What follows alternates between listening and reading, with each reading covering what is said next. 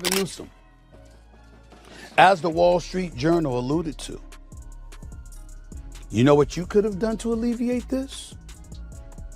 Since you want to take the Trump administration to court and say that he had no business federalizing the National Guard,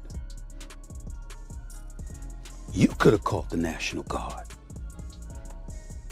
You could have made sure that law enforcement throughout the city of Los Angeles had a very strong, vibrant, conspicuous. After StephenASmith's latest rant painting California as a full-blown crime zone, all eyes suddenly locked on to one man, Governor Gavin Newsom. Now usually, Stephen saves this level of fire for LeBron debates and NBA hot takes, but not today. Today, he went straight for the hair gel, the hypocrisy, and whatever political swagger Newsom still thinks he's holding on to. So why did the loudest voice in sports media come after a sitting governor like this? What really flipped the switch? Grab your popcorn, because this isn't about politics. This is pure StephenASmith, all heat, all humor, and absolutely no filter. Let's get into it. It might have alleviated the possibility of him calling in, meaning Trump calling in the National Guards and the Marines. You could have done that, but you didn't. And because you didn't, you gave him the opening to do it.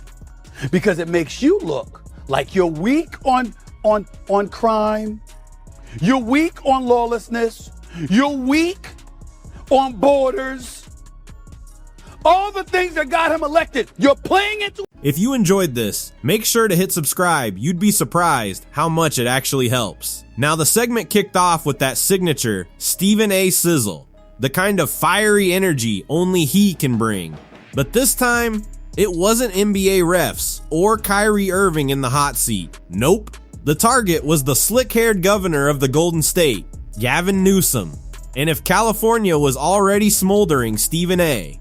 just poured premium rocket fuel straight on the fire. My personal belief is that the political career of Gavin Newsom is in peril, if not flat out over. His presidential aspirations have been eviscerated. There is no way he overcomes this. No way. And in regards to Karen Bass, to say nothing, you can come and speak out, but that video will live in infamy. You had absolute.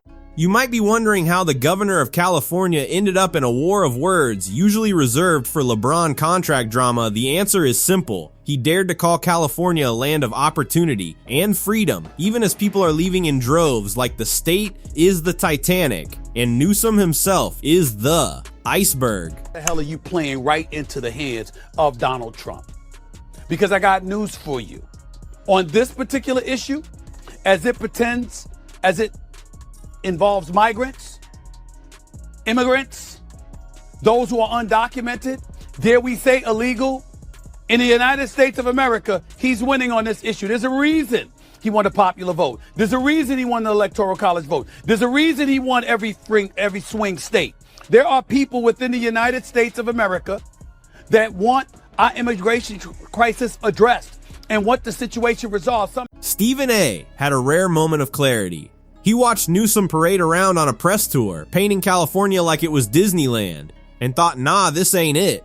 Chief, because the state isn't some magical kingdom, it's more like an upscale haunted house, complete with broken plumbing, sky-high taxes, and a mystery smell drifting up from the sidewalks. Flying all the way from Ghana, about a 15-hour flight to Los Angeles, and you're telling me you couldn't answer a reporter's question? No comment, we'll talk later, or let me huddle with my staff and we'll get back to you. You couldn't even think to say that? Nobody on your staff prepared you for what has been transpiring in California? Nobody gave you a warning, a heads up? You didn't have anything to say? The man says California is the land of freedom, yet you can't even buy toothpaste without jumping through hoops. Walgreens feels less like a store and more like a Cold War bunker. So what does freedom really mean here? The freedom to weave an Uber through a tent city, the freedom to pay $8 a gallon for gas while sitting 2 hours in traffic to a job that just got swallowed by Google. And Stephen A. didn't just disagree, he erupted. Full volcano mode.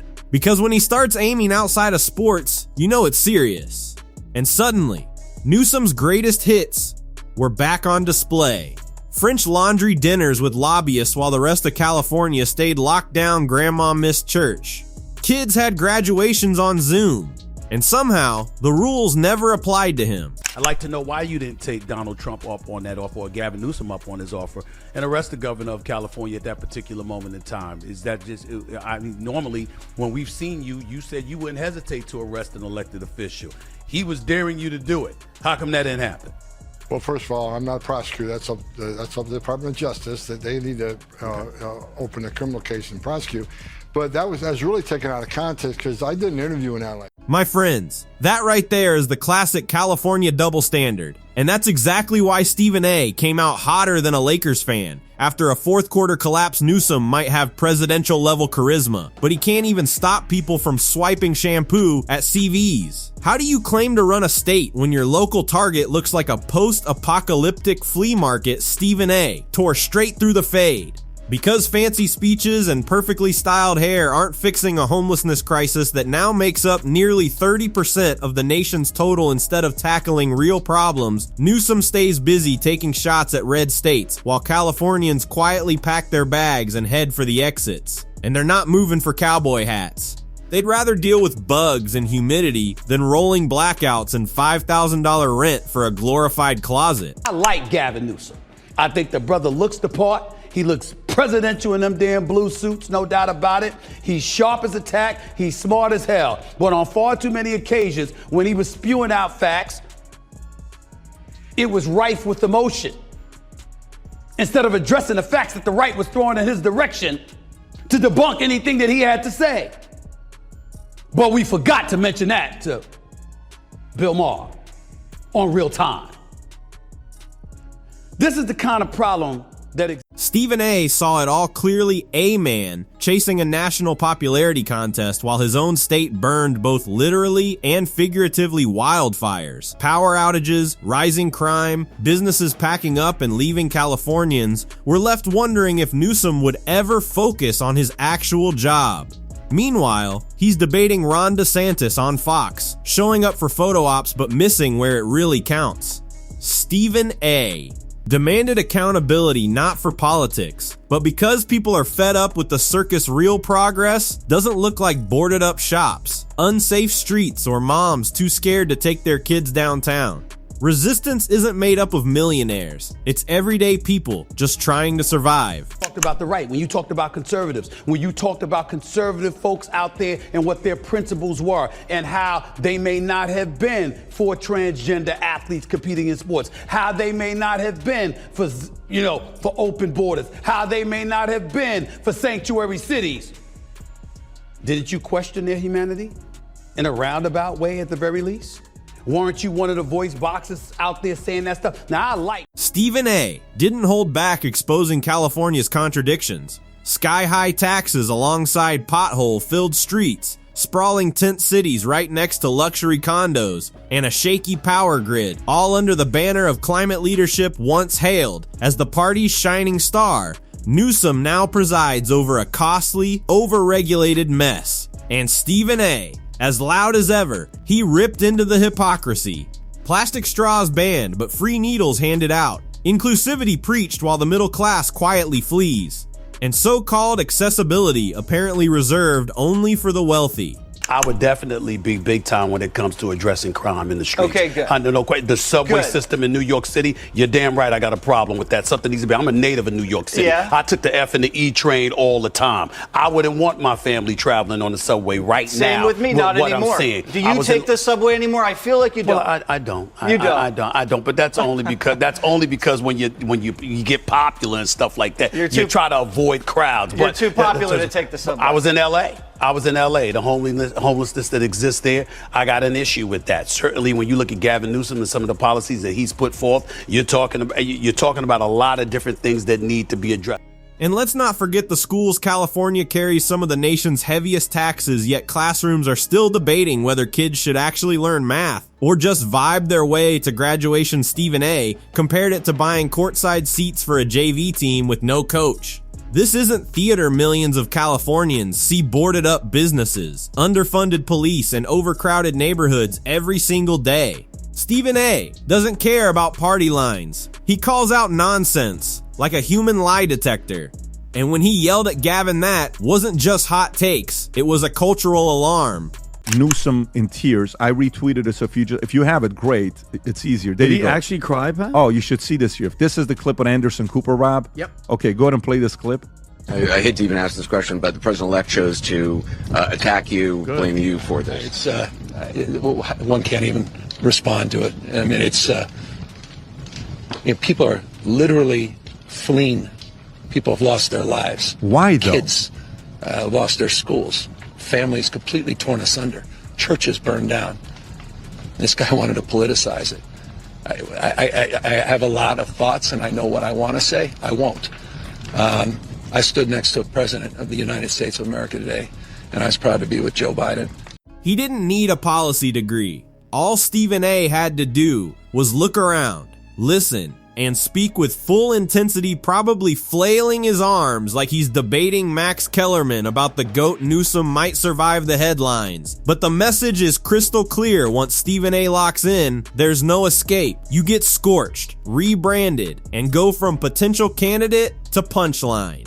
He didn't just vent, he became the voice of every dad stuck in California traffic, every mom dodging needles on the way to school, every small business owner staring down taxes that feel like ransom notes. He's not a senator or political analyst. He's a sports commentator with a megaphone. And in that moment, he said the truth half the media is too polite or too well paid to touch.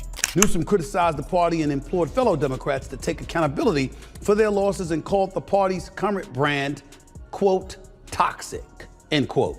Newsom appeared on Real Time with Bill Maher and said the following, quote, Democrats, we tend to be a little more judgmental than we should be. We need to own our mistakes. We need to own what's wrong with our party. Part of the problem with the Democratic brand is that we talk down to people. We talk past people. End quote. Newsom recently launched a new podcast called, quote, This is Gavin Newsom. We're sick of the bullshit he shouted and America listened. Beneath all the theatrics was a verbal haymaker, a cold, hard dose of reality in a three-piece suit. Memes blew up after Stephen A.'s hair gel versus hairline roast went viral. And Twitter lit up like the Super Bowl, but beyond the jokes was the truth. People are fed up with empty speeches, skyrocketing bills, unsafe streets, and being treated like props. That's why Stephen A.'s words hit so hard and resonated with so many. I don't even know what to say anymore about these elected officials in California.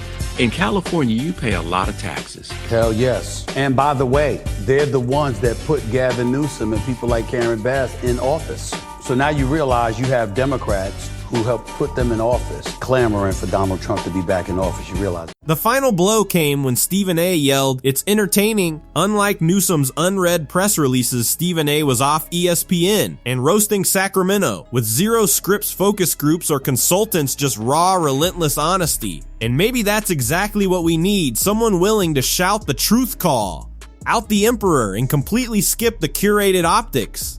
The governor hosted conservative guests like Charlie Kirk and the aforementioned Steve Bannon. Newsom also found common ground with the right on the issue of transgender athletes competing in women's sports. He called these athletes' participation, quote, deeply unfair, end quote. Bravo, bravo. I mean, bravo. I'm so very touched, Gavin Newsom, governor of California, that you would say that. Why didn't you add that you were the one doing it? Because that's exactly what the hell you were doing. While Gavin Newsom perfects his image and gears up for the next debate tour, California keeps struggling with broken promises, blackouts, and rising crime thanks to StephenASmith. That reality just got turned up to full volume, so the next time Newsom steps onto a national stage with his rhetorical jazz hands and signature smirk, remember, the meal's already served. Stephen A. has roasted him, and there's no taking it back.